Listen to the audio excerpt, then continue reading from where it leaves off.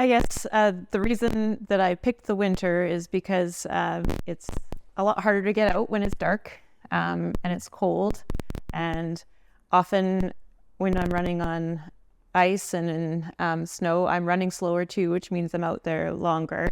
And the whole point of doing this challenge in the winter is because kids with disabilities and their families have to do hard things every day. Their lives are just harder. Sometimes the kids don't sleep, so their parents don't sleep. Sometimes they're in pain all day long, every day.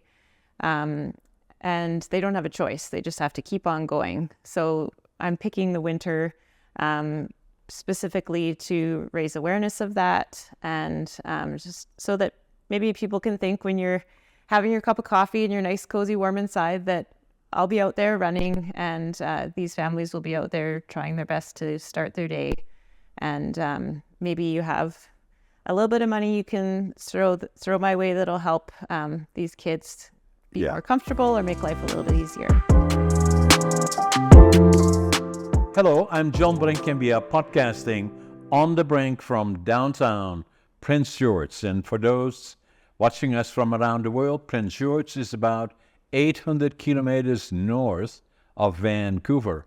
And Vancouver is in the province of British Columbia, Canada. So an absolute beautiful area. And we have a very, very special guest today, Carley Billups. Hi. Welcome to the show, Barty.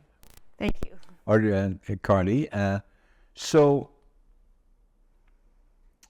are you from the region here originally?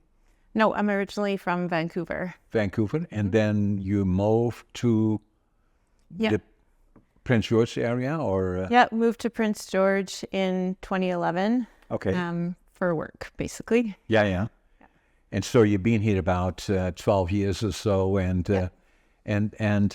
then what is your profession? I'm an occupational therapist. Occupational therapist. Yeah. And you got your education in the Vancouver area? Yes, at UBC. So tell me what your background was and your specialty. So I trained as an occupational therapist. So first that involves an undergraduate degree, and I did that in health promotion at the University of Victoria. Okay. And then I worked for a few years in adapted recreation before going back to school at UBC for a master's of occupational therapy. Okay. And that's what you got, and that then brought you into that profession. And what does that profession specialize in? So occupational therapy is a really broad field. Yeah. Basically, whoever we're working with, we're trying to help them do what they want to do and need to do in their daily life. And that often means, like, it can be in rehab, so people are relearning how to do things, or it can be with kids where we're teaching them ways of doing things and developing and playing to be the best that they can be. So it's really quite broad. Right. So so what you're doing is not a special area you do the whole spectrum, or you specialized in a certain area, say kids, for instance, or adults, or? I've specialized in working with kids. With kids? Yeah. So I first came up here for the opportunity to work at the Child Development Center because I wanted to work with kids. Right. And that's basically what you've been doing.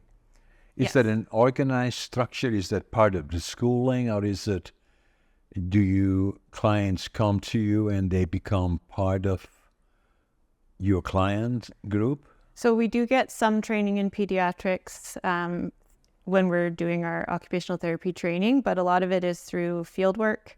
And then if you're interested, you do lots of extra coursework and try to work in the field and get lots of mentorship. And so would there be a special age group, Carley, that you would be working with?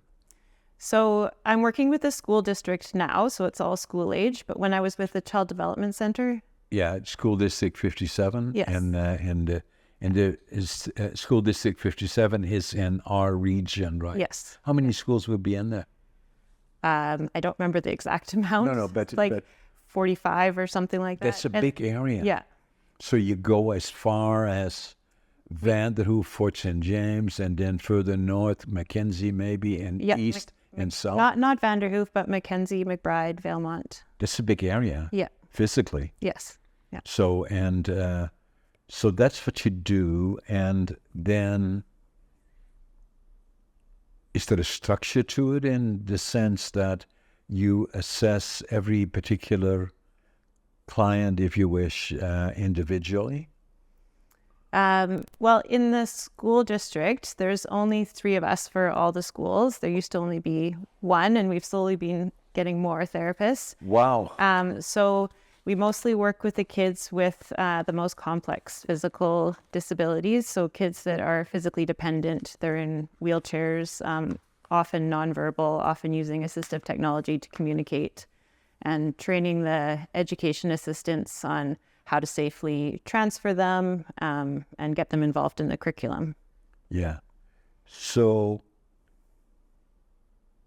I know that's very close to your heart because have you got some personal experiences there that brought you into that field, and then as it will become clear to our guests that are watching us that you have quite a big commitment towards that. What brought you to that, not just as an occupation, but it appears to me it is a lot more for you than just an occupation? I think I've always loved working with kids from when I was quite little. And when I was around 12 or 13, first volunteering, I worked one-on-one with a little girl with Down syndrome. And I really, really enjoyed that, and trying to be creative in the program that I was doing at that time. So I think that has kind of stuck with me. But as I've gone through schooling and education, I just find it really rewarding working with these kids that have so many limitations. And I just really love finding ways to help them to get involved and see the light come on, and their family be thrilled that they can reach something, a new milestone or something like that. Has a major impact on their lives, right? Yes. Because if I look back, like from my years, then this is, relatively speaking, new. Not much was being done about that in an organized way, like you were saying, is that the school district in northern BC, 45 schools that could, those are hundreds and hundreds of kids in a broad area. And at one point, there was only one qualified individual to deal with them. And now there are as many as 3. So the impact it can have on not only on a young person, but also on their lives around them, their parents and the ones that love and care for them, it will be immensely helpful to help them to the point where they can be more functional in life and have confidence and all those things, right? Yes, exactly. So then you want beyond that, so you got your education in Victoria, and then at UBC, University of British Columbia in Vancouver. Then you saw opportunities in northern BC, and then you were hired there about 12 years ago in 2011. And then you got involved, and obviously you love what you're doing, but you thought you had to do more than that. And so we have not really met before that I know of, other than, now. And so what brought our attention to you is you made a commitment. You're going to run 1,000 kilometers, 1,000 kilometers for this cause, to raise, your hope is $5,000. Yeah. And, and you will make it extra difficult. You start December the 21st. That is the start of winter. And then you will run until March the 19th Yeah.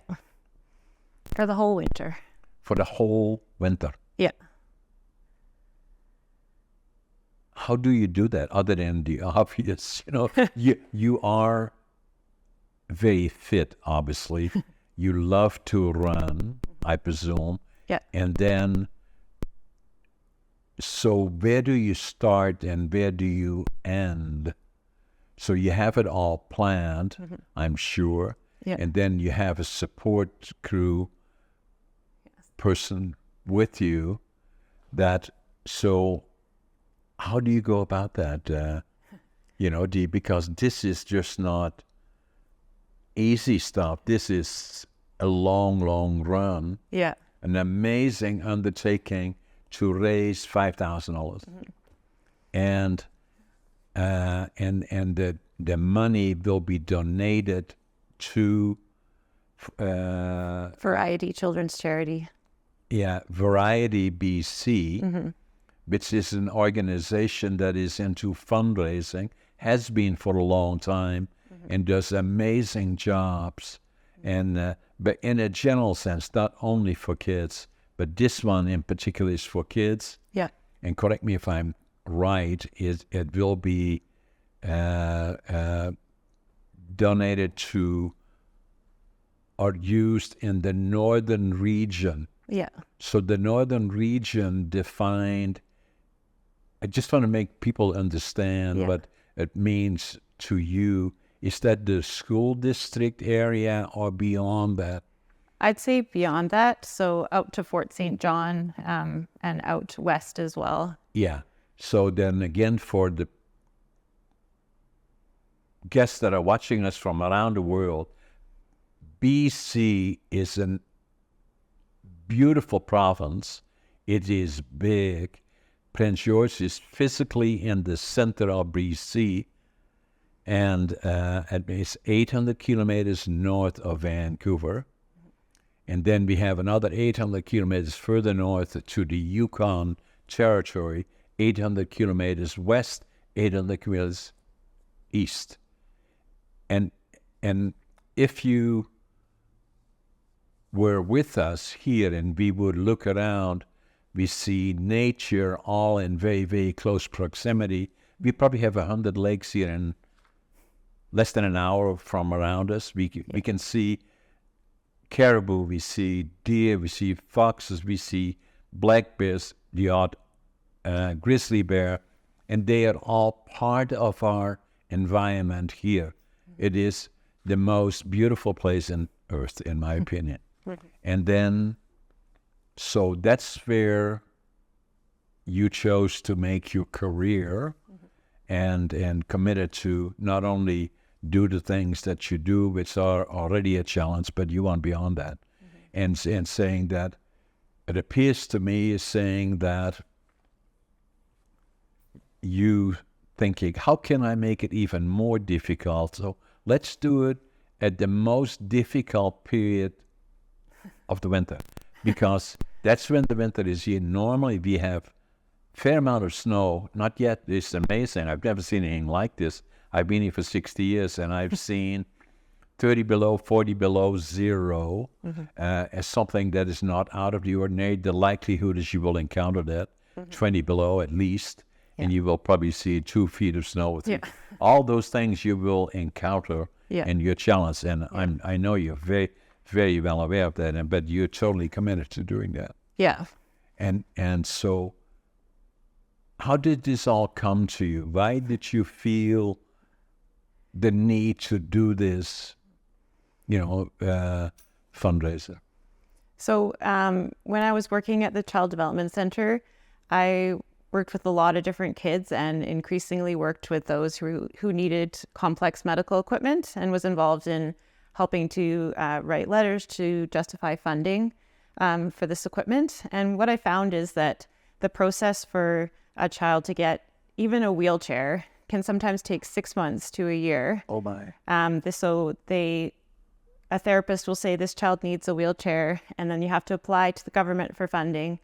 And then in a lot of cases, they don't fully fund the chair. So, and in places like Prince George, where we have lots of snow or people live rurally and there's gravel, they often need bigger front casters, which are those little wheels on the front, and that's not funded. So then they have to wait in order to get top-up funding. And sometimes they will go through their extended medical. Some families don't have extended medical. And then even then, it still doesn't cover the full amount. So these kids are waiting, they're uncomfortable, maybe in a chair that doesn't fit them anymore, or they don't have any equipment at all. And they wait and wait and wait, and it's still not fully covered. And in my experience writing these letters, Variety is one charity that is there that actually really helps these families. Right. And they're often fairly quick at responding. They're very reasonable. They work with therapists, and it just helps kids get this important equipment. And a few years ago, they did a campaign where they did funding in the north, and it helped some kids get equipment funded faster than they would have if it had been in the whole pool of BC. So I thought, if there's some way that I can help that happen again, then maybe some of these kids that are waiting for funding can get it faster. Yeah.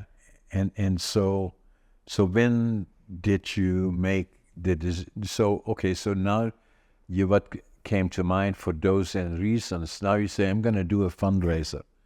So so that's a big, so you say, okay, I'm going to run. Okay, how far are you going to run? 1,000 kilometers. That's an attention getter, right? Big time, right? Yeah. So has this been on your mind for a while? And then at what point you said it's going to be 1,000 kilometers, I'm going to start on December the 19th, the start of winter, and it will take me this long. When did that all? Well, I love to run. It's something that I really enjoy doing. And I've read lots of books about different runners. Anna McNuff is one who runs crazy long distances to raise money for things. And I thought, maybe I can do something like that. I still work full time. I have kids. So, going off somewhere far away and doing an epic run for 6 months is not something that I can manage. But I thought I can manage to try and push my mileage up and do it in the winter when it's hard. And maybe people will listen and be interested, and maybe it'll help these kids. And so what will it look like? So you run through a certain distance or in an area several times. So how do you have it planned? So the minimum number of kilometers per week would be about 77. So I'm aiming for 80 kilometers a week. So I have a buffer for if there's some days when it's like below minus 25, I should probably not go out. No, not a good or, idea. No. when if there's a huge amount of snow and it's just too miserable, I'd like to have a little bit of a buffer. So on the weekdays, I'm aiming to run about 12 kilometers before work. And then on the weekends, I'm trying to go about 20 to 25 kilometers. Are you practicing now to do that? Or yes, already? I've been gradually increasing my mileage. And you're pretty much there, nearly there, because you got a few more days. Yes. The plan was to, have my body be well adapted so that when the conditions get worse, it'll be all right. So how many children do you have? 2. And boy, girl, or what are they? 2 girls, 11 and 13. And what are their names? Brenna and Abby. Brenna with a B. Brenna and Abby? Yeah. So they are fully supportive of you, obviously, and proud of their mom.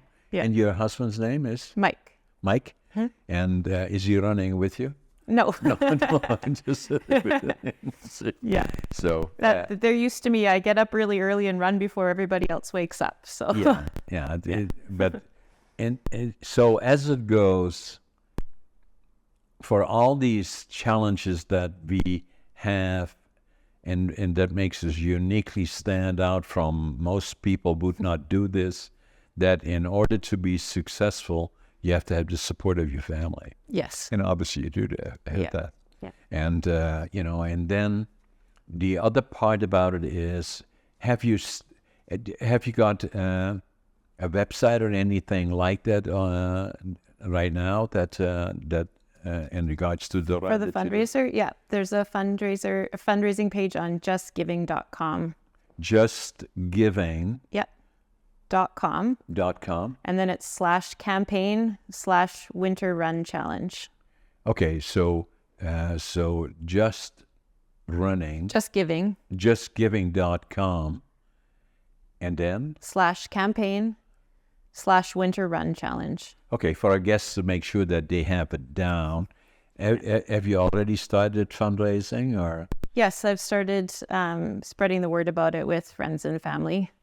Okay. Yeah, and tried to put it on Facebook as well. How's it going so far? I have some interest, but I'd like it to go further. Yeah. Okay. So the goal is 5,000? Yeah. Yeah. Okay, so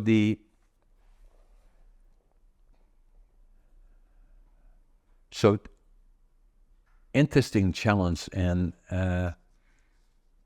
so you're still going to do your school duties, and in addition to doing the 1,000 kilometers, that Yes. Yeah. is very ambitious. So, and you're running by yourself, or do you have somebody part with you that supports you while you do your running? It's me and my dog. Yeah. Yeah. And the dog's name? But what kind of a dog do you have? A standard poodle. Yeah. And his name's Rusty. And he loves to run. Eh? Yes. When it's really cold, he resists putting his coat on, but Yeah. he still comes with me all the time. Yeah. If you got pictures of it, on your website as well, where you In one spot, yeah. I can do more. Yeah. Yeah, because that'd be interesting to see. Yeah. Okay, so that's, again, so the other part is that obviously you're very fit, and have you always been involved in running or in being fit and being active on fitness? Not as much as I am now. When I was younger, I kind of dabbled in different things. And then my family was really into hiking and walking, so we mainly did that. Really outdoors? Yeah. Yeah. And then when I first went to university, I started biking everywhere. That was just my mode of transportation, so that's what I did. Right. And then after my first year of university, I went to Germany for 6 months, just to work as a nanny, just to see Germany. How did it go? It was good. Where were you? In Wiesbaden. Wiesbaden, that's very beautiful. It is, yeah. Yeah, that is in southeastern Germany, is it? I'm not sure exactly. Yeah. So in that general area. So when I was there, I didn't bring my bike with me, and that's beautiful biking out. It is, yes. I didn't have it, so I started running as a way to explore, as a way to stay fit, and I just loved it, and I kept going. I started off not running nearly as much as I am now, but over the years I've gradually increased and found that it's just one of my favorite things to do outside of work. Now, the other thing that must be important to you, and just wondering how proactive you are on diets, and so what I find is that more and more now people are more conscientious of fitness. That means mental, physical, and diet. Is that also an area that you're very proactive in? Yes, I do my best. Yeah. So I go to the gym. That I'm into. At my age, it's important. I just turned 83 actually, and about a couple of weeks ago. I still go to the gym, and I've been a competitive bodybuilder, and so everybody gets a bit of. So for me, is that my wife is very proactive, very knowledgeable, and she is vegan. I'm probably 80-20, and that took quite a while for me to get listening to her about what to do. And you know how it is, right? So, and then I got a shock at one point. I nearly died. I had diverticulitis, and you're familiar with diverticulitis? And so it was a rupture that I got, and then you have to attend to it fairly quickly. because otherwise it may kill you. And so you have about 48 hours or so, and I was already beyond that. And so I came that close probably. Yeah. And so, but then I thought maybe I should do something about my health a bit more, and quite a bit more. Actually, I was overweight, and so I started to go to the gym, and then obviously became more conscientious about diet, and then went to the gym. Probably this was in 2008, and then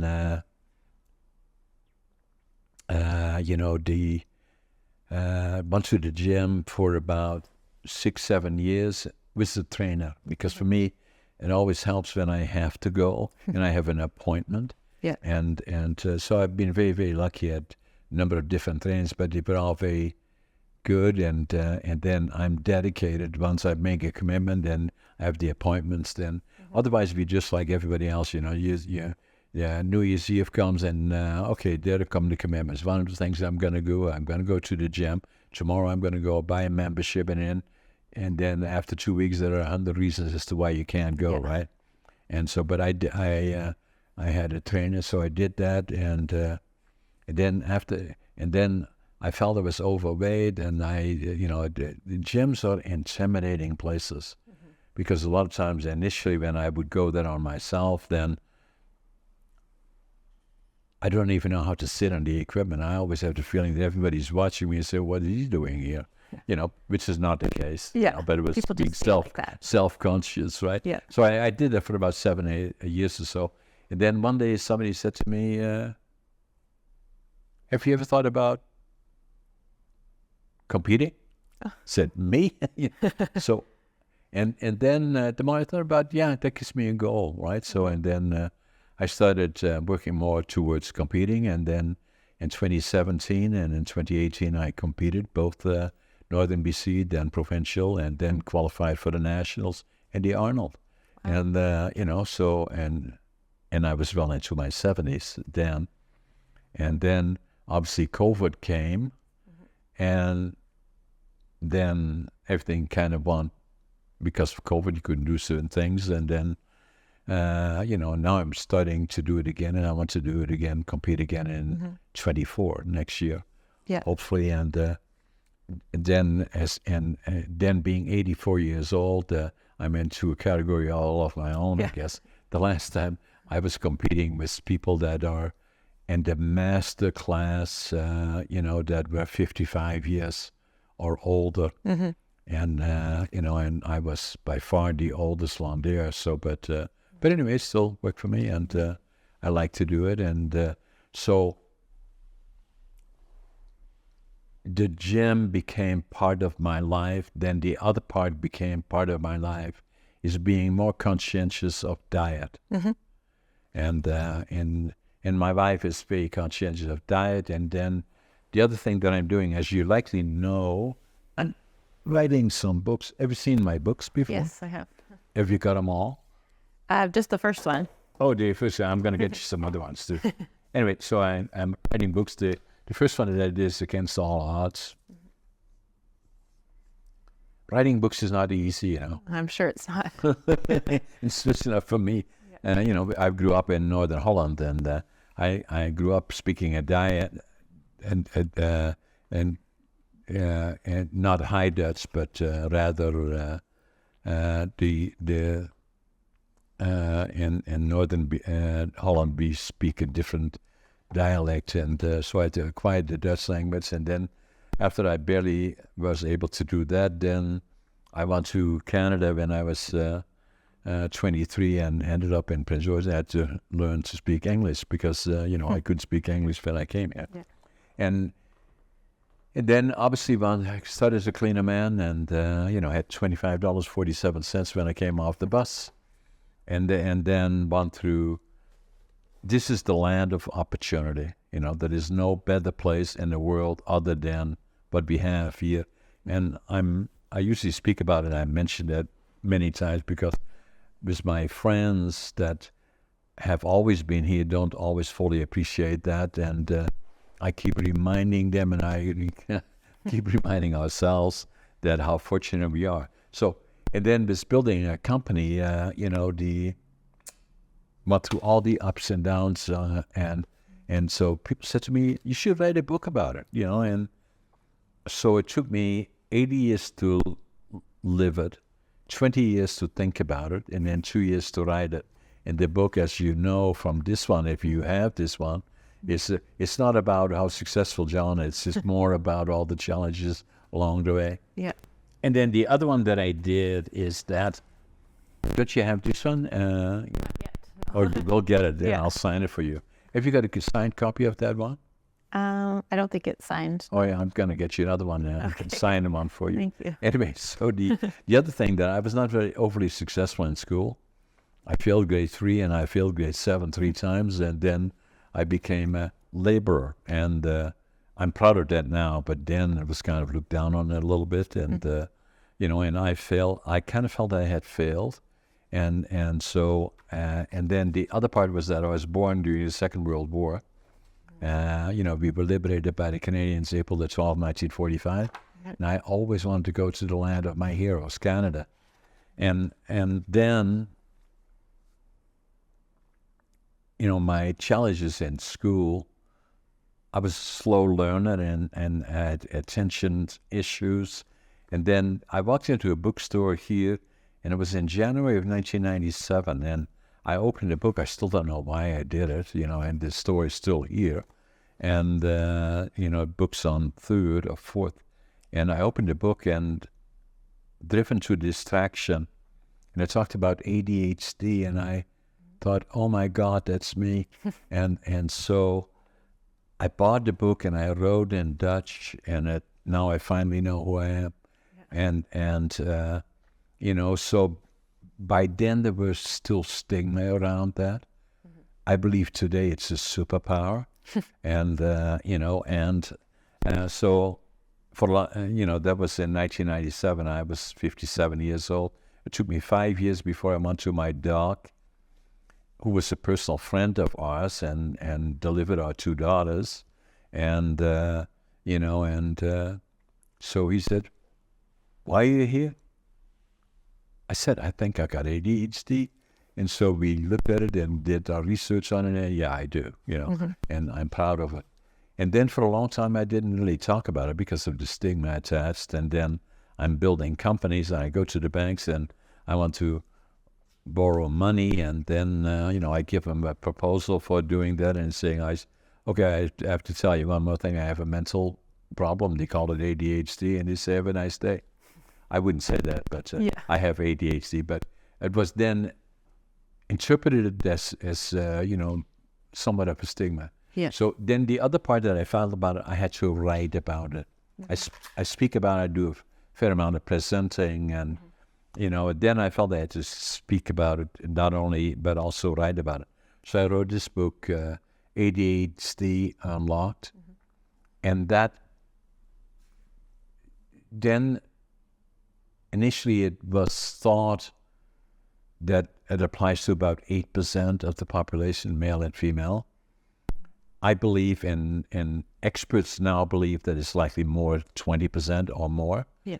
And that the book for slow learning and other things related to attention also are, and I'm sure you're well aware of that in your profession, is that also affects people that are affected by trauma and other issues.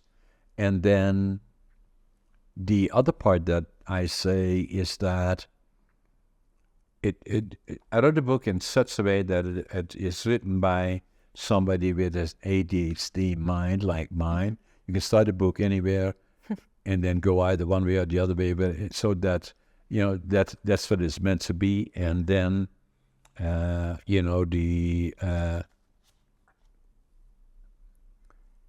I believe that in a family that the frequency of occurrence happens, or in the friends, or in the workplace, that for each individual to have more knowledge about it would serve them well, because people with ADHD tend to be somewhat different, and that is in a positive way. Like I do a lot of stuff. I have a lot of companies. And obviously I'm a good writer, and then I'm a public speaker and on demand, and then I do a lot of podcasting and all of that. You say, how do you do it all? And I say, well, ADHD. So and I had something that was I give a lot of books away to people because I want them to understand it, and and the more I can do, I feel I have an obligation to do that, like you do, and your commitment to people that I believe it would help other people if I can share some of my background and either on ADHD or being challenged for, I was born during the Second World War, and things were very, very difficult. My dad was drafted into the Dutch Army in April of 1940, and they didn't know for 5 years if he was dead or alive. The last time they heard about him was in the bombing of Rotterdam that killed thousands of people. And so my mom had, 3 kids. I was the youngest, and then sister 1 year older, brother 2 years older. And, the winter of 1944-45 was called the Hunger Winter.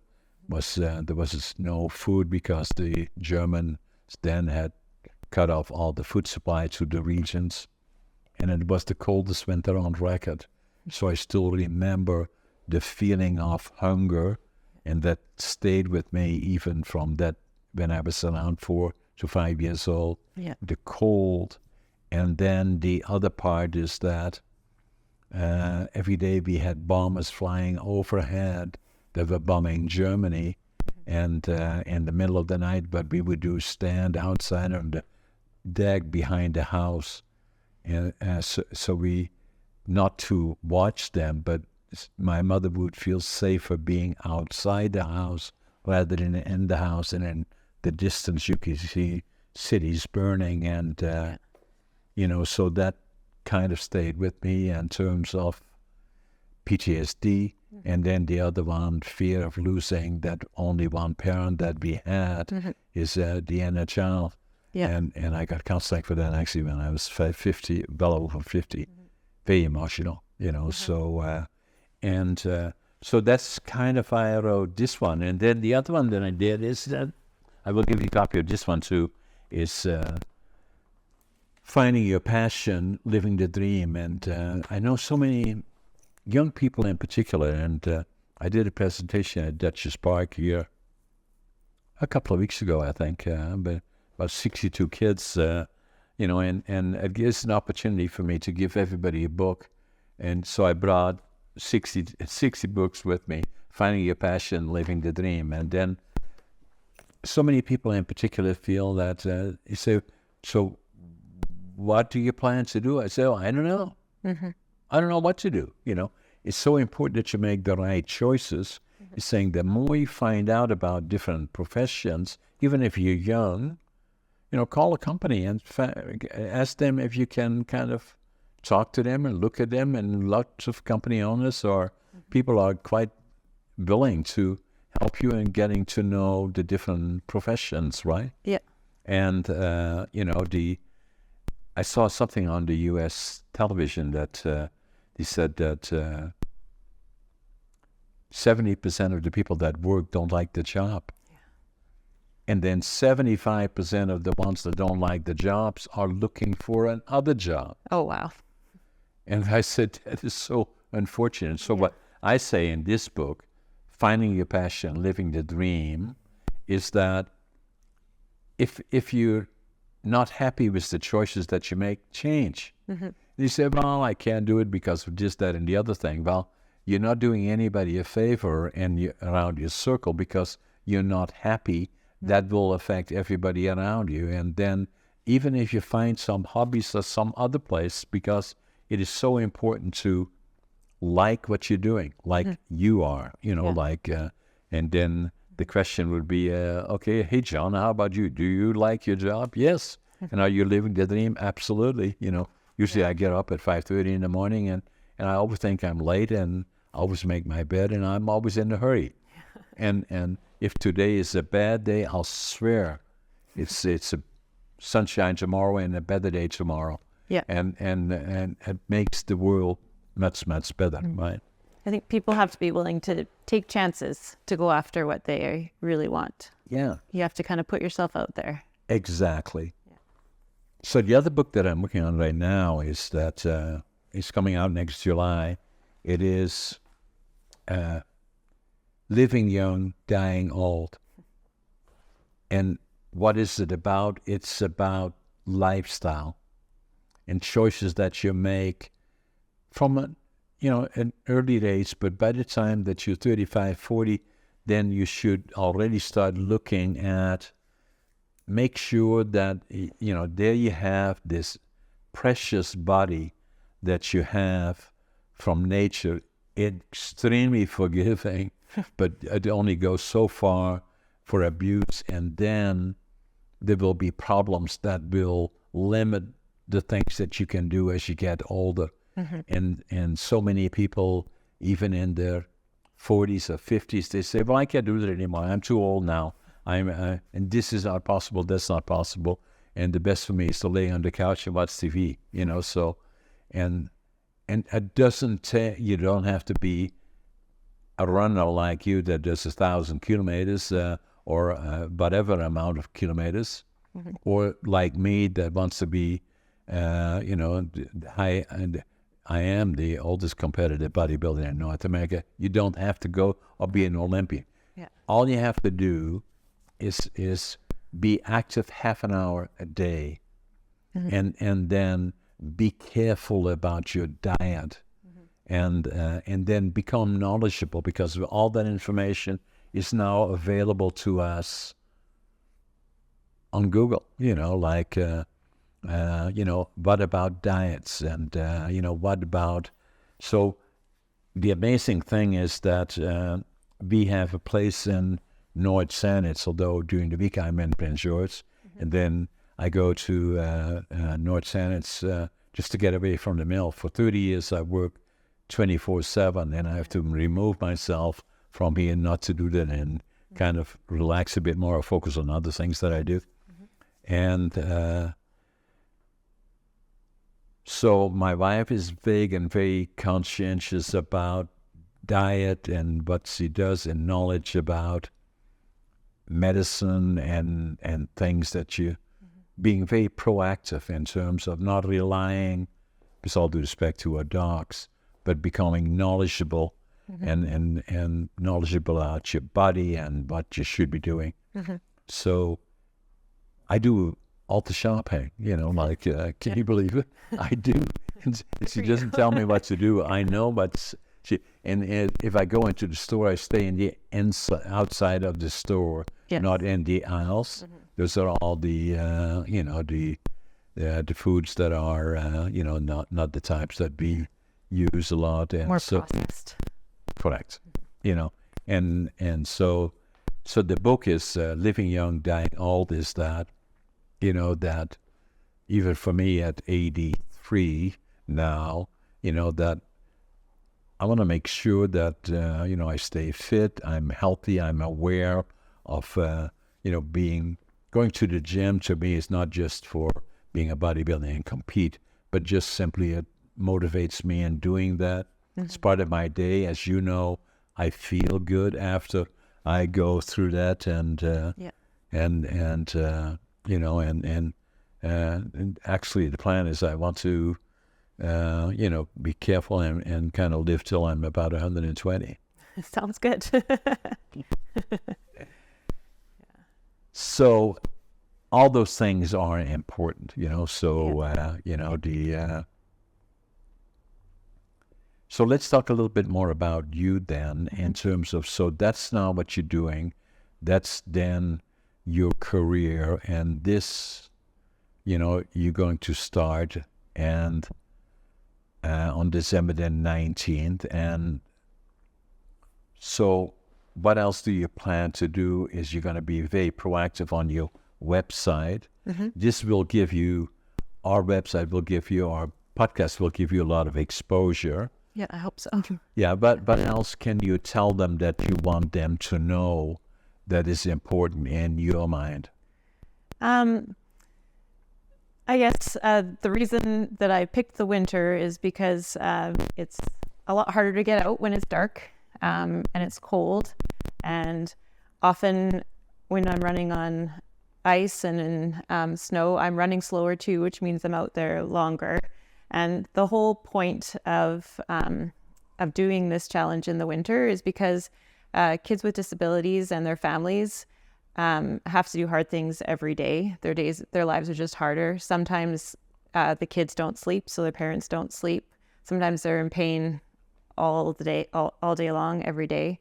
And they don't have a choice. They just have to keep on going. So I'm picking the winter specifically to raise awareness of that, and just so that maybe people can think when you're having your cup of coffee and you're nice, cozy, warm inside, that I'll be out there running, and these families will be out there trying their best to start their day. And maybe you have a little bit of money you can throw my way that'll help these kids be more comfortable or make life a little bit easier. Yeah.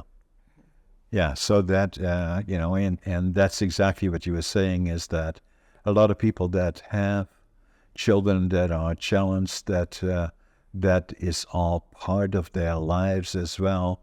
Mm-hmm. And that makes their life harder as well. And you want to share that with, the people that are supporting you, saying that, be aware, and then what can we do to help them, Yeah. And if anybody in the running community wants to join me, I'm always open to having runners join me. Okay, and I think that's, again, very, very important too. Yeah. So will you let them know then as to when do you start and where it will be? Will that all be on your website? Because what I would like to see is you get 50, 60 people running with you. Well, I did post on the Prince George Road Runners group to see if anybody wanted to do the full 1,000, and so far nobody has. But I was thinking that I could probably put together a group run or two in January or February, and maybe a bunch of us can get together. And so the more you could get, even in some form of being part of it, what you're doing, and saying that even from the runners that they don't have to do the full 1,000, that is your commitment, but for them to be part of it, or some that even want to do 1 kilometer or what, to just say, I was part of this. Yeah, for sure. Yeah. Yeah. And my husband is good on a scroll saw, so he might make some sort of medals if people want to do a run with me. That's something we're looking into as well. I think that would be a great idea as well. So the more you can, create awareness, the better. Mm-hmm. And then, maybe I'm going to talk to Scott about this, that, we should somehow become party to, just before you maybe start, or during the middle when you start, and then again at the end, and then, and then at the same time, make people aware where the fundraising is, and, and because, correct me if I'm wrong, I know what your goal is of running 1,000 kilometers, but I know your goal is to make $5,000, but I think we may go far beyond that. That would not be an objective, right? It would be wonderful. Yeah. Some of this equipment, sometimes the top-up funding for a wheelchair is $1,000, so that's one kid $1,000. So more is better in terms of meeting the needs. So saying that there had to be a number, and the number is 5,000. It doesn't mean it cannot be 10 or 20. No, that would be wonderful. Yeah, so that should be the objective, right? Yes. No less than. Right? Yeah. So so what other things come to mind? I'm not sure at this point. Yeah. Yeah. So, so what you're doing, Carley, is so unique, and that I don't know that this has been done before, under these circumstances, in a structured way, running 1,000 kilometers, doing the absolute worst challenge in the winter, and basically having made the commitment that that's how the challenges that the people that you're doing this for are dealing with every day. Yes. And that's the whole object. That is basically saying this may be a challenge for me, but people go through this all the time. And a lot worse, I'm sure. And a lot worse. Yeah, I fully acknowledge that this is just a very small taste of what they go through, but it's just symbolic. Yeah, and drawing the attention to it, right? Yeah. And so that's why I'm saying that, the more people that you can draw and to participate with you, even in a short distance, saying that, they have done this too. Even one day, or one weekend or whatever you could construct. And I'm sure you would have a lot of people that say, no, I want to do this too. Bring their dog if they want to, or their husband, or whatever, I'm just being funny. But I'm basically saying, create that. How can you be part of this, that you meaning the public that is watching here, is an example. That's a great idea. It certainly would be fairly straightforward to get people together at the beginning, the middle, and the end. Yeah. And I use Runkeeper, the Runkeeper app, that I can put my goal in there, and it'll show a chart as I go through the month. So I'll make sure I post that. The plan is to sort of post regularly what the road conditions are and the kilometers as I go along.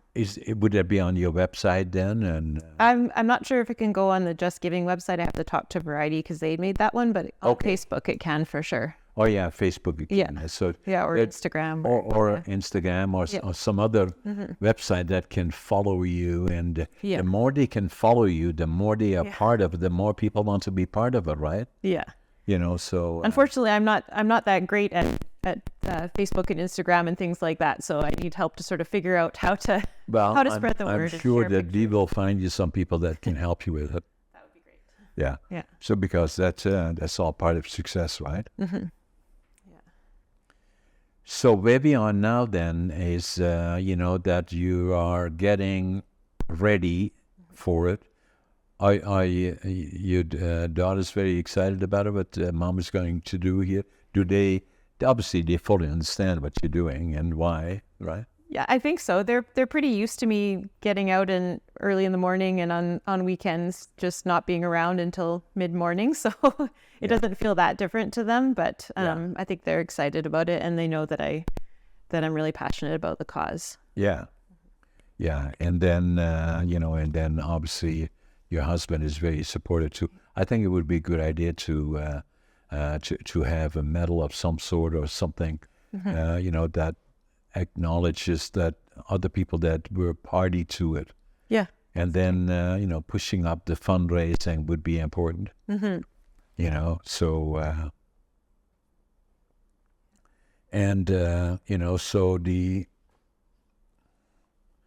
I think for the business people in town and for the region, the beneficiaries are in northern British Columbia, in particular, from Quadell north, Mackenzie to Fort Kitimat. St. John. Yeah, Fort St. John. Yeah. So it's a big portion of the. Are your website being seen in those areas as well? So I'm quite sure that we will post, this podcast in those regions so that we will boost it. Yeah. So that the more exposure we get. Say again once more the website so that for people that want to already start making donations. Yep, it's justgiving.com/campaign/winter run challenge. Okay. So that is and it is now active. Yes. And obviously you are already pre-training, getting yourself ready, waiting for December the 19th. 21st. Sorry, 21st. Yeah. December 21st to March 19th. Yeah, till March the 19th. And, so again, you want to kind of pre-announce it just a couple of days before that. What day of the week is it? 21st. I think it's a Thursday, so I might start with a group run on the Saturday. Yeah, Or that would be good, right? Yeah. Yep. Yeah, because it gets it all going. Yeah. Okay, and so we will make a donation, $1,000, Amazing. Thank you. That's wonderful. and we will do 2 of them, one at the beginning, one at the end. Oh. Yeah. Awesome. So 2,000. So, and we will challenge other businesses, to meet us, and for my friends in the forest industry, it's a tough go right now, but this is something special. So I would challenge them to, meet us. Okay? Thank you. That's wonderful. What else comes to mind? So we already have raised now $2,000. Yeah. Yeah. So we want to make sure that these other people start raising money. Yeah. And then obviously the goal has to go much higher. Yes. Right. Yeah. Yeah. Yeah. I mean, I would love it if it could go up to 10,000 or more than that, because this equipment is expensive and it makes a huge difference in these kids' lives. So let's forget about 5,000. It has to be at least 10, right? Okay. So Yeah. okay, so Carley, I think amazing what you're doing, and we'll stay very close contact with you. I'm sure that we can find some people to work with you on developing some of your website issues and all the other things that we can do. That would be great. Thank you. Along the way. Yeah. Okay. Wonderful. Thanks for the podcast. I'm going to give you a big hug. Thank you. Thanks for being my best.